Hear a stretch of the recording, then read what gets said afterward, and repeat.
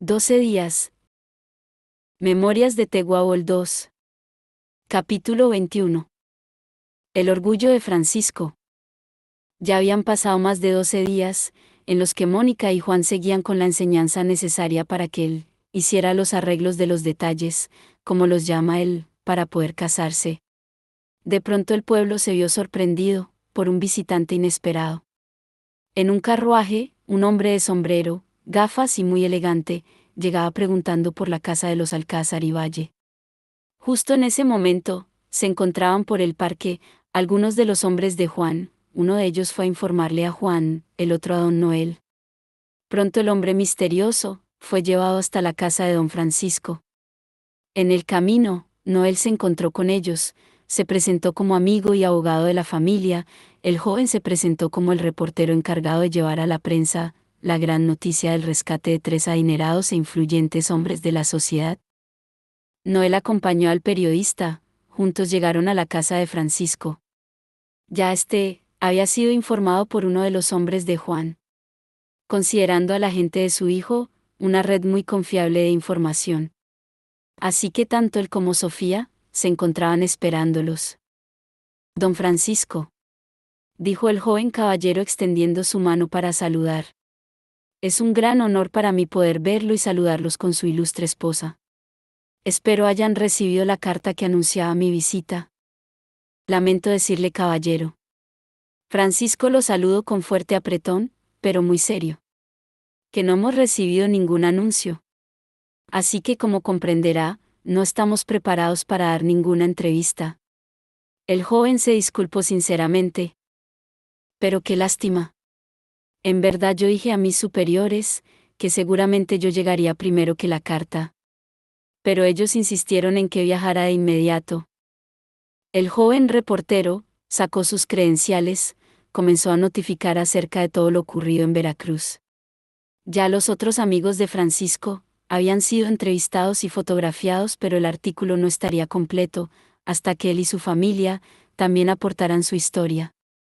Además había algo muy importante, ya que también buscaba al capitán, de quien solo tenía el nombre, Juan. A quien se le consideraba un héroe en el medio marítimo, no solo por rescatarlos, sino porque su investigación fue clave para poder rescatar a otras personas que habían sido vendidas como esclavos, igual que ellos. Entre ellas se encontraban algunas mujeres, de la alta sociedad e inclusive algunas de Europa. Don Francisco, esto ya no es solo por ustedes, lo que ha hecho el capitán se ha difundido por todos lados, incluido Europa. Ha venido una comisión de la naviera, a la que pertenecía el barco, en el que ustedes viajaban, no solo piensan en darle una jugosa recompensa, sino que además desean ofrecerle un puesto como capitán de uno de sus barcos. Espero que usted logre ayudarme a contactarme con él, ya que debo entrevistarlo y además les traigo esta invitación. Francisco tomó el sobre, que traía un hermoso sello, además de unas líneas doradas, que denotaban la elegancia. Al abrirla se quedó con la boca abierta, pues era directamente de uno de los altos funcionarios de la naviera. Los invitaban a él y a Juan a ir a Veracruz, ya que se iban a reunir, tanto los afectados por el ataque pirata, como las autoridades, que deseaban hacer que las aguas del mar sean más seguras para todos. Francisco miró a Noel. Después de leer la carta en voz alta, Sofía seguía ahí mirándolos expectante de lo que estaba ocurriendo. La gran sonrisa de Francisco demostraba el orgullo tan grande que tenía de su muchacho. Ahora no solamente llevaría su apellido, sino que además lo llenaría de orgullo ante todo el mundo. Noel, por el contrario, se notaba algo preocupado, ya que conociendo el carácter de Juan, no creía que esto fuera algo que le agradara mucho. Siempre había tratado de manejar un bajo perfil. Ahora por estas historias, seguramente podrían indagar en su pasado. No sabía hasta qué punto Juan estuviera dispuesto a permitir que eso ocurriera. Juan se encontraba en la palapa, cuando uno de sus hombres llegó apresuradamente a darle informe de que había un caballero buscando a su padre. Él rápidamente salió con su hombre. Pidió que le comentaran qué tanto habían podido averiguar. Al llegar a la taberna, ya tenían datos para darle. Según el propio cochero, el hombre es un periodista que viene de la capital. dijo el tuerto, mientras servía la cerveza. Juan encendió su puro y se apoyó en la silla, esperando que le dijeran los detalles. Entonces debe ser algo relacionado con el naufragio, dijo Segundo mirando a Juan preocupado. Juan pensó que seguramente venían por el informe de Francisco, ya que había estado secuestrado y vendido como esclavo. Pero estaría al pendiente. Así que se fue a casa de don Noel, allí al ver de que el abogado no estaba. Decidió esperarlo, sabía que seguramente estaría en casa de los Alcázar. Al cabo de un rato llegó Noel, le explicó toda la situación y que el reportero debería quedarse unos días. Francisco no quiso dar la entrevista de inmediato, quería primero hablar con Juan y mirar qué tanto de su vida él quería compartir. Juan se quedó extrañado. Preguntó con mal genio. ¿Por qué tendría que compartir algo de mi vida? Es al ilustre Francisco Alcázar, a quien vienen a entrevistar. Yo nada tengo que ver y nada quiero tener que ver. Usted sabe que he sobrevivido, gracias al bajo perfil que me he esforzado de mantener.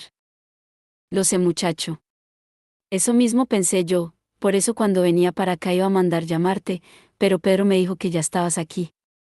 Lamento decirte que en esta ocasión, no vas a poder evitar que te entrevisten, inclusive quieren una foto tuya. Juan abrió grandes los ojos, su ceño fruncido y sus manos apretadas, habló casi gruñendo. ¿Una foto mía?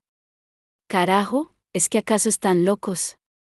Esta no es la primera vez que me enfrento a piratas, tampoco es la primera vez que les quito el botín. Si conocieran mi rostro, mi familia, todos podrían estar en peligro. Juan apretó su frente, lleno de enojo. Tal vez sí, tal vez no. Habló el abogado, con calma y serenidad, queriendo que viera todos los ángulos. Lo que te ofrecen es algo grande, ser el capitán de un barco naviero. ¿Acaso no te interesa? No. No me interesa. En este momento, mis intereses giran en casarme y formar una familia. Llevo toda mi vida en el mar, ahora es tiempo de vivir en tierra firme. Usted más que nadie, sabe cuáles son mis verdaderos anhelos. No dejaré a mi mujer aquí sola, por meses. Además no creo que ella sea de las que quieran vivir en un barco, debo pensar en mis prioridades. Noel se sintió feliz, escuchar a Juan hablar de su vida futura. Era una muestra de madurez. Eso mismo pensé yo. Muchacho, me alegro, que tengas tan claro lo que quieres, que pienses en ella y su futuro. Pero entonces pensando en algo. Podemos manejar el asunto, de tal manera que no se sepa que Juan del Diablo es el mismo Juan Alcázar. Las palabras del amigo mayor llamaron la atención de Juan, había olvidado por completo que ahora tenía ese apellido, ¿podía acaso manejar las cosas de tal manera que fuera otra persona diferente? Podría ser el caso. Lo hablaría con su gente y con Francisco, después de todo, todos tenían que ponerse de acuerdo. Si las cosas iban a ir por ese rumbo, lo que más le importaba a él era proteger a Mónica y a su futura familia. El joven periodista había salido a buscar un lugar donde hospedarse, Juan había sido informado del hecho, así que pidió a don Noel que lo hospedara en su casa. Era una manera más fácil de mantenerlo vigilado. El hombre no le cayó ni bien ni mal, se notaba que era un hombre trabajador, de clase alta, pero no demostraba altivez, al contrario, su carisma a veces parecía algo empalagador, para quienes no estaban acostumbrados. Juan lo observaba desde lejos y dejó a Pedro para que lo vigile. Después de que el joven reportero, llamado Mauricio, se instaló en casa de don Noel, Juan fue a visitar a su padre. En la tarde, en casa de Francisco, Juan le propuso la idea de don Noel, darían la entrevista, inclusive se podrían tomar fotos, pero en ningún momento se debía mencionar que él era Juan del Diablo. Después de todo, no existían fotos de él como capitán. Aunque sabían que ahora tenía un barco, nadie sabía que el Satán y él estaban relacionados. Ahora lo único que quedaba, era acomodar la historia de su nacimiento, de una manera, que no fuera tan escandalosa. Lo que más le preocupaba a Juan, era el buen nombre de su esposa. Pero Francisco lo animó con las siguientes palabras. Hijo, ahora más que tu pasado, debemos concentrarnos en tu futuro. Diremos que eres un hijo, a quien yo no conocía, que tuvimos la fortuna de encontrarnos, justo ahora en este rescate y que te vas a casar, con una hermosa mujer. Obviamente la historia girará en torno al rescate, esperemos que llame más la atención las historias de los sobrevivientes. ¿Cree usted que eso sea suficiente?, preguntó Juan, bastante escéptico. Francisco tenía más opciones. Pero si es el caso, entonces haremos que gire en torno a tu matrimonio con Mónica, ¿te parece? Juan estuvo de acuerdo. No había nada que no le impidiera dar a conocer su futuro matrimonio, por el contrario, se sentía muy feliz de que Mónica estuviera incluida en todos sus planes futuros. Así que, ya con sus ideas organizadas, Juan se fue a hablar con su gente. Francisco habló con Sofía, dejando todo claro. Al día siguiente, tendrían la cita con el reportero, pero Juan debía también ir a hablar con Mónica, ya que ella aún no sabía lo que había ocurrido. Francisco enviaría un recado urgente para que Andrés y Aimé vinieran de la hacienda, de esa manera se tomaría una foto de los hermanos, con sus mujeres, quitándole un poco de peso a la noticia de Juan como tal. Los planes iban girando de manera maravillosa. El reportero se encontraba feliz, al ver que esta familia estaba dispuesta a colaborar para que su reportaje saliera bien. Poco o nada se imaginaba él, de que en realidad ellos estaban organizando una historia un tanto diferente a la que él quería contar. No había encontrado mayores datos acerca de el capitán. La mayoría solamente lo llamaba de esa manera. Aunque había rumores de que un tal Juan del Diablo era quien los había ayudado, nada era certero. En el mar, quien no quería sobresalir no lo hacía. Ni siquiera las personas que habían sido rescatadas por él, en el pasado, le daban una descripción certera o daban su nombre. No daban ningún dato del barco, que fuera útil, era como si un fantasma los hubiera ayudado. Era tanto el agradecimiento por aquel hombre, que en realidad las personas lo protegían a capa y espada. Todo esto al reportero le llamaba mucho la atención, porque según su investigación, este hombre ayudó a muchos antes de ser el salvador de los 3 hombres prominentes. Pero se dedicaría a plasmar la historia tal como se la contaran, ya que su jefe había sido muy claro con él. No debes ofender a estas personas, son personas influyentes y si quieres conservar tu carrera, debes hacer lo que te pidan. Obviamente di la verdad, pero por lo que más quieras, no te metas en problemas.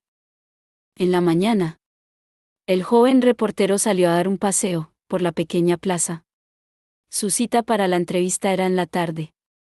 Así que quería conocer un poco más del pueblo, llevó su cámara y comenzó a fotografiar la iglesia, el convento e inclusive la plaza.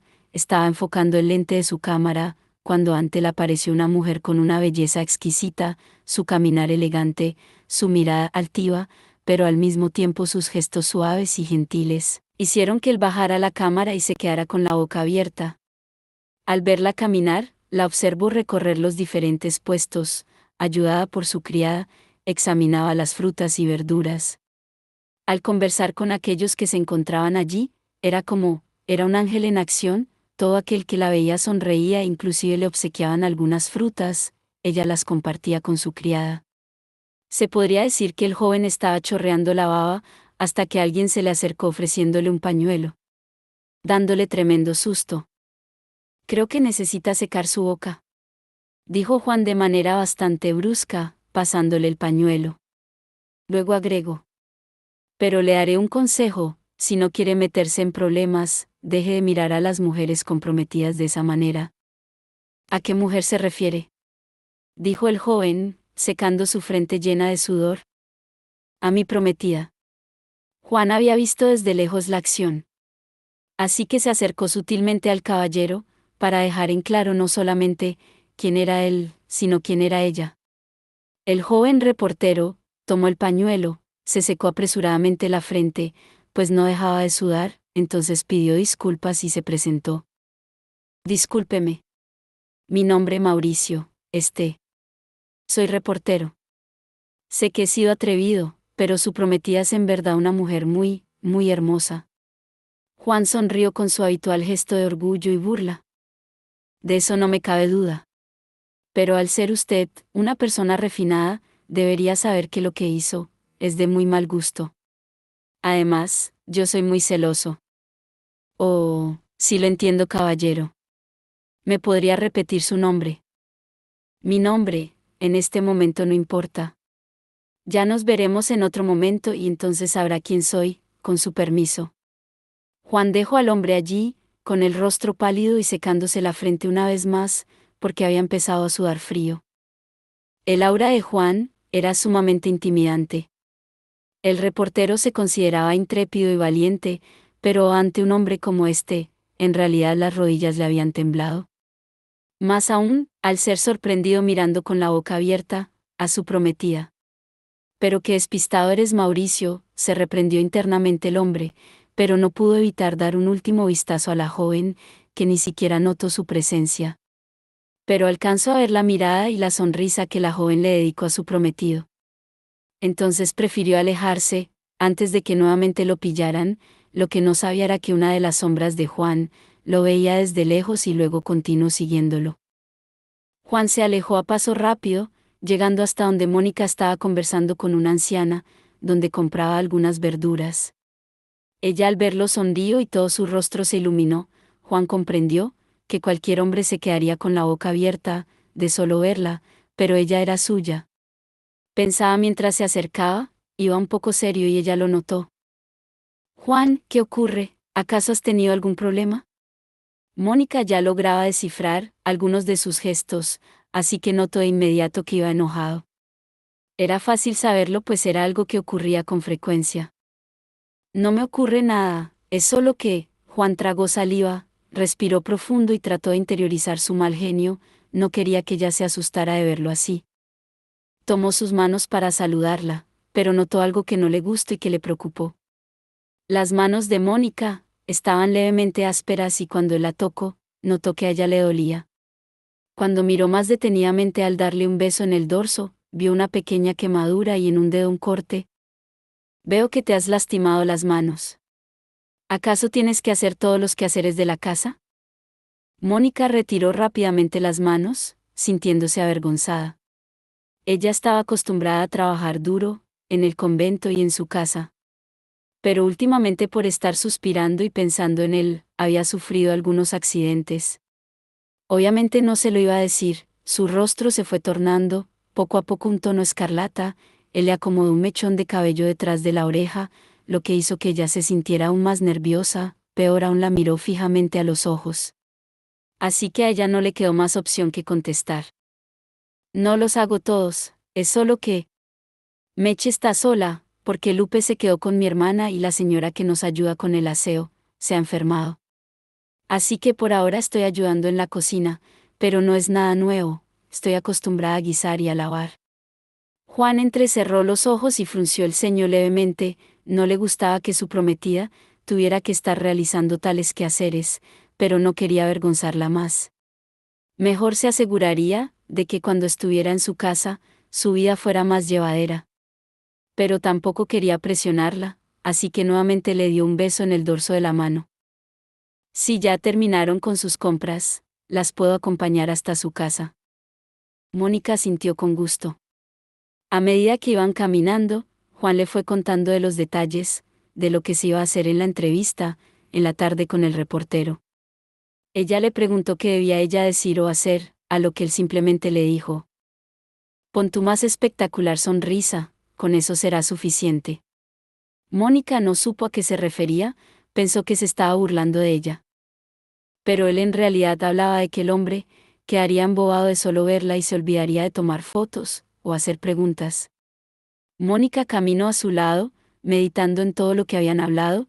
Luego de un rato, cuando llegaron a su casa, él se despidió con un beso en sus labios. Ya era un hábito, así que ella se había acostumbrado a que hiciera eso. Meche los veía desde atrás y sonreía, de ver una escena tan tierna. No entendía cómo el hombre, con tan mala reputación en el pueblo, podía ser tan dulce, pero bueno, así era el amor. Suspiró y siguió a Mónica dentro de la casa. Mónica, por su parte, se dispuso a colaborar en todo lo de la casa, para estar lista a la hora de la entrevista. Hilos enredados en medio de secretos, corazones posesivos y mucho que perder. El capitán debe ser prudente, su vida en el mar siempre ha sido peligrosa, jamás le importó, pero ahora sí, pues tiene algo valioso que no desea perder.